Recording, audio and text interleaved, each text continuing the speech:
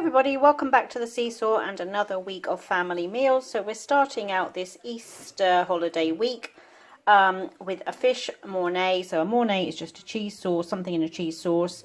So here's the casserole dish here. So in the bottom I've got 2 packs of the fish pie mix, which has the cod, salmon and a little bit of smoked haddock in it.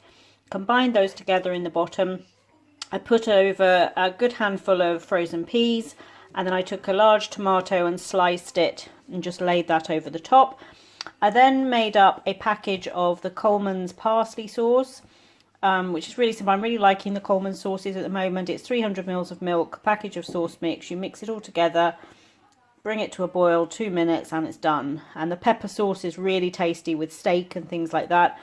And then the parsley sauce is really good with fish. But I've turned it into a cheese sauce by adding in, I was going to use Gruyere or Emmental for like a Swiss cheese flavour, but I couldn't find either of those at Tesco's yesterday. So I picked up some French Comté, which is actually a really nice, quite a mild nutty flavour. So I put some of that in and some cheddar to make the sauce cheesy. Poured that over the top, and then I blitzed up 3 slices of bread with some garlic powder and parsley, and I sprinkled that over the top and popped the whole thing in the oven at 200 for half an hour. Now we've got that with some little mini roasties just done in the active fryer and some additional steamed veg on the side. So that's our Monday night supper, fish mornay bake with roasties and steamed vegetables. Hi everybody, so it's Tuesday night and tonight we've got a family favourite of chicken schnitzels with some diced potatoes that I've just cooked up in the active fryer with a little bit of the Spice and Tice chips and wedges seasoning. I've got some steamed broccoli, some steamed runner beans, and I've got my favourite at the moment, the Coleman's pepper sauce made with some sautéed mushrooms stirred through it to give it kind of a peppery mushroom sauce. The schnitzels were just, I bought some of the thin chicken breast that had already been flattened, and I coated them in a mixture of some blitzed up breadcrumbs or bread blitzed up with some onion powder, garlic powder and oregano.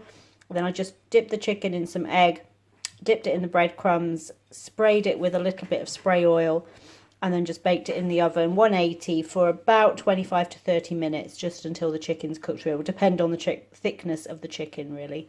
But off to enjoy this chicken schnitzel on a Tuesday night.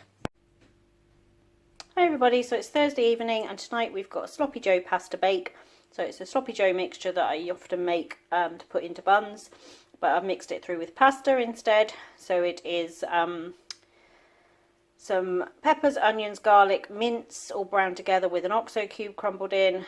And then I added some passata, some tomato puree, some balsamic vinegar, some Worcestershire sauce, a little bit of mustard powder, a little bit of paprika, and some beef stock, and just let that all bubble away for about 15 minutes while the pasta cooked. Then I combined the two together, put some mozzarella and cheddar over the top and popped it in the oven for 15 minutes just to cook through. And we've got that with some cheesy garlic flatbread. So that is our Thursday night supper. Didn't record anything last night. I actually had a really rubbish day. I didn't feel at all well yesterday. The boys went to football practice after Toney got back from work, and then they picked up some food on their way home, and we had that for dinner. But I'm feeling much better today. I'm not COVID or anything. Just didn't feel good yesterday at all. So yeah, I'm glad I wasn't at work, because I definitely would not have felt like going to work yesterday. But feeling much better today, back into routine. But this is what we should have had for dinner last night. I'd obviously got the mince out of the freezer, so carried on with that. We were going to have Hunter's chicken tonight, so the chicken's still in the freezer. We use chicken 2 or 3 times a week, so that will get used up next week. Might do Hunter's chicken, or I might use it for something else, we'll see. But off to enjoy this pasta bake on a Thursday night. Hi everybody, so it's Friday night and tonight we're having pulled gammon with wedges, and then underneath here I've got some, you can see just there, some mushrooms and onions as well. This is just potato wedges that I cooked in the active fryer. I've had a piece of gammon cooking all day in the slow cooker with half of a large bottle of diet lemonade over it. And for our American viewers, that lemonade is a bit more like Sprite or 7-Up. It's a British thing. It's not lemonade like Country Time lemonade. It's It's a sparkling, but it doesn't have as much flavour even as 7-Up and Sprite, but it's not soda water. It's a very British thing. So I used half a bottle of that. You can use any fizzy soda really at all that you like. You could use 7-Up, you could use Dr. Pepper, you could use Diet Coke, you could use Diet Cherry Coke or something like that would be quite nice. And just let it cook all day. Then I pulled the gammon and then popped it into a casserole dish. I made up my own barbecue sauce with some passata, some chopped tomatoes, some brown sugar, garlic powder, onion powder, paprika, a little bit of Worcestershire sauce. Just heated that all through and then blitzed it to smooth it down to a sauce. I poured that over the gammon, topped it with some cheese, popped that in the oven for about 20 minutes just to let the cheese melt and the flavours all go through into the gammon. And as I say, I've got some onions and mushrooms on the bottom of mine on top of the wedges. So that is our Friday night pulled gammon supper. Hi everybody, so it's Saturday evening and tonight we're having Irish chicken. The only reason it's called Irish chicken is because it's cooked with potatoes, onion, bacon and cabbage. So that makes it Irish, but essentially the chicken thighs have got a coating on them or seasoning on them, sprinkled over them, which was just paprika, onion powder, garlic powder, salt and pepper and thyme, and then just seared in a pan to crisp up the skin a little bit before they went in.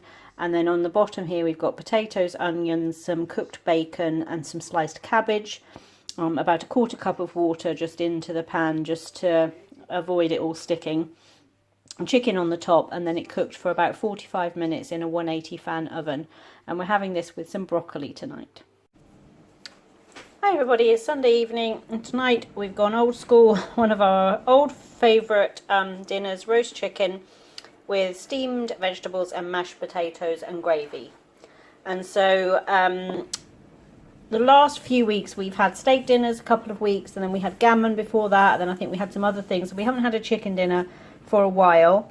And also I've been doing the chicken in the crock pot a lot lately because that's so easy to do. And it all falls apart. But I actually did old school in the oven today, so a proper roasted chicken.